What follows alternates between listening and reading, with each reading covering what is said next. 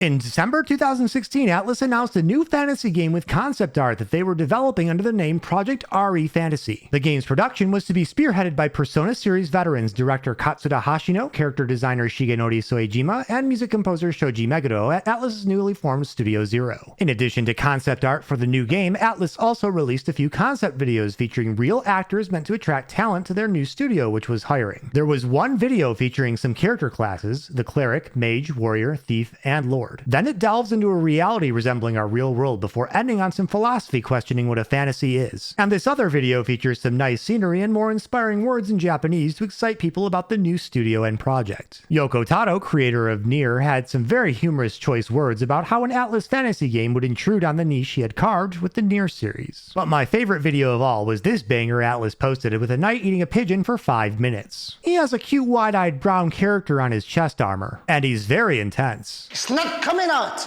It's a mostly silent video, but at the end there are some words. I'll just let it play and you can be the judge. I'm a knight. I just finish eating a pigeon. Pigeon. Middle age. I'm thinking he's the true final boss of Metaphor ReFantazio. Needless to say, Atlus' announcement declaring they would make a new fantasy game sent ripples through the JRPG world when it was announced. And that was pretty much it for 6 or 7 long years as far as any significant media release regarding Project ReFantazio was concerned. Katsura Hashino and Atlus just let the idea of their new project cook with only the concept art and those strange videos to tease players' imaginations on what the heck an Atlus-developed fantasy game would be like. Every few years, they just reaffirmed that they were working on it. Of course, Project ReFantazio wasn't the only thing they were working on in this period, and a remake of Catherine called Catherine Full Body was released in 2019. During this time period, Hashino also had some very interesting but not highly publicized talks with other creators like Tetsuya Takahashi, the director of the Xenoblade series, David Jiang, the producer of Honkai Star Rail, and Ryo Hashino, who's probably most famous for creating his own fantasy series, The Record of Lodoss Wars, which made perpendicular pointy ears on elves as famous as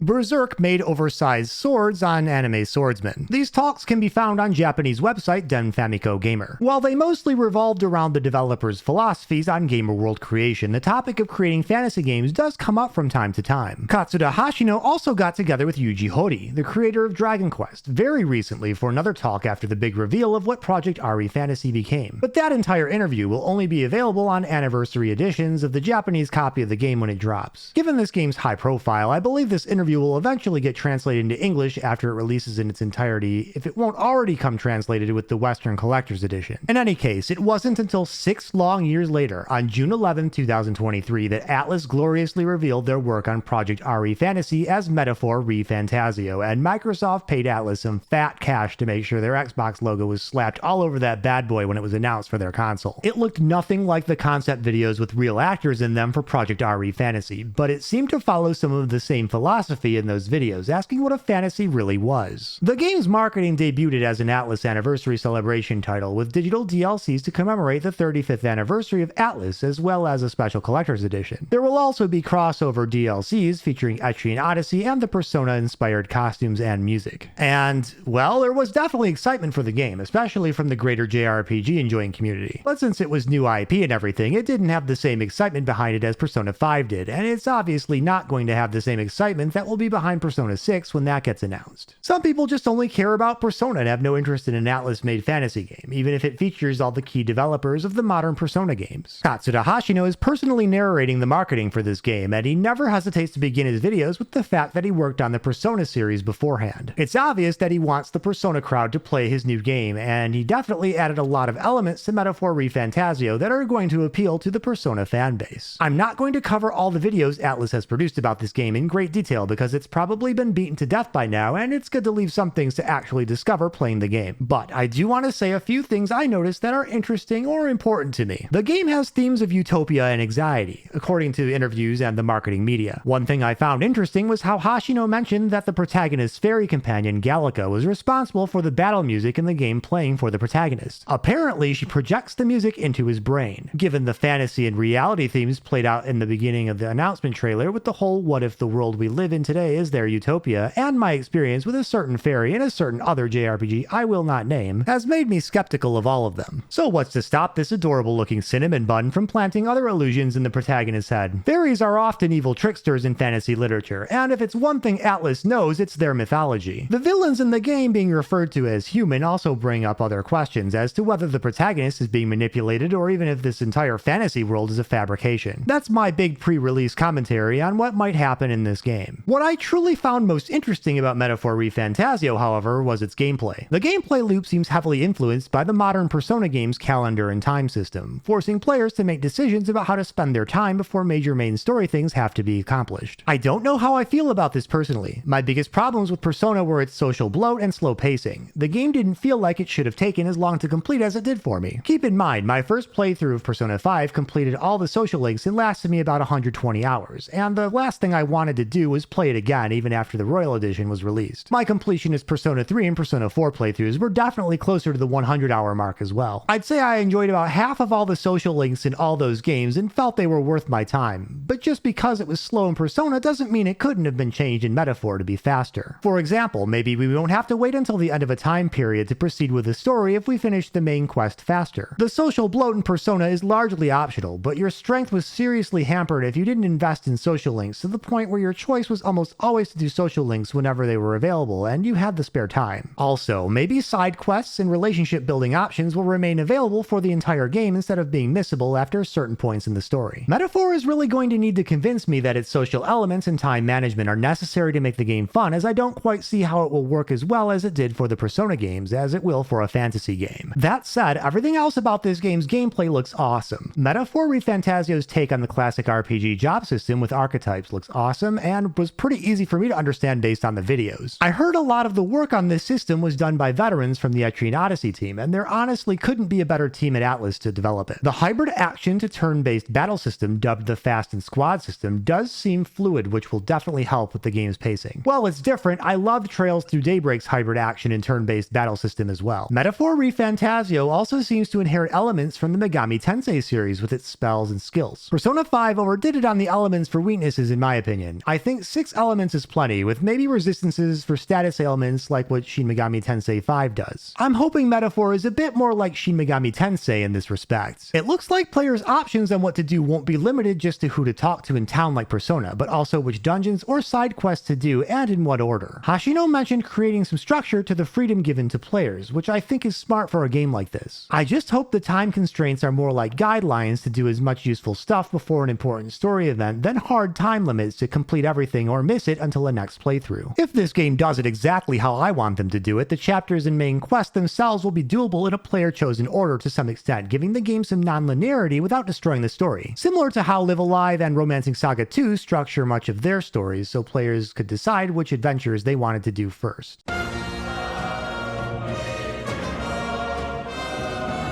Shoji Megado's compositions for this game, from what I've heard so far, remind me a lot of his work on Shin Megami Tensei Strange Journey. Given Metaphor ReFantazio's travel themes, this doesn't surprise me. Shoji Megado has incredible range when it comes to music. His work on Shin Megami Tensei Nocturne sounds nothing like his work on the Persona series. So who knows what kinds of music he'll bless us with on this title. I'm confident it's going to sound awesome, whatever it is. The character designs are great, as expected of Shigenori Soejima. Getting concept artist Kazuma Koda on board from Nier Automata to design the backgrounds was also an awesome idea. And they actually got mechanical designer Ikuto Yamashita of Evangelion fame to design the game's major mode of transportation, the Gauntlet Runner, too. And as expected, the game's user interface is extremely tricked out, so surfing menus should be a pleasurable experience. Very important in any big budget RPG with lots of menuing. The art direction is overall amazing. Somewhat related, Yoko Taro came back for some more choice words for Metaphor ReFantazio 7 years after his commentary about Project RE Fantasy. He said about the UI, and I quote, "It's so stylish I almost wet myself." That's about all I'm comfortable saying about this game until I get the chance to actually play it. This was one of 3 games I deemed an instant day one buy in my video at the beginning of the year covering this year's big JRPG releases, and that hasn't changed. So far, my other day one buy, Unicorn Overlord, also new IP published by Atlus, is my current game of the year. Only time will tell if Metaphor dethrones it, as even great looking games with huge budgets can end up being turds. But Katsura Hashino has an excellent track record, and my expectations expectations for this game are pretty high. It's clear that Metaphor ReFantazio has a lot more production value than most JRPGs released over the last few years. As for how I think this game will sell, the games industry is very different now from what it was like when Persona 5 released. For one thing, most games these days are worldwide releases. Persona 5 had months to cook in Japan and get positive word of mouth before it exploded worldwide. Final Fantasy VII was much the same. Metaphor is going to release at the same time for the rest of the world as it is in Japan on October 11, 2024. It's releasing at a prime time in the West to get the most of holiday sales in 2024. The game isn't a direct sequel to Persona, but the marketing is trying extremely hard to get that huge audience of Persona fans to buy this game. I think Metaphor ReFantazio's success is going to hinge largely on how many of those Persona fans buy the game, like it, and recommend it to others. After the almost 8-year run since the game's development was first announced as Project RE Fantasy, there's entire generations of new gamers to discover the game. Its teen ESRB rating might work in the game's favor to make it more accessible to a larger age range. Although, by the same measure, I could also see it alienating the Atlus crowd who grew up on their mature rated games too. Personally, I can't wait to play the game. It's still an easy day one buy for me. Thank you for watching and have a great day.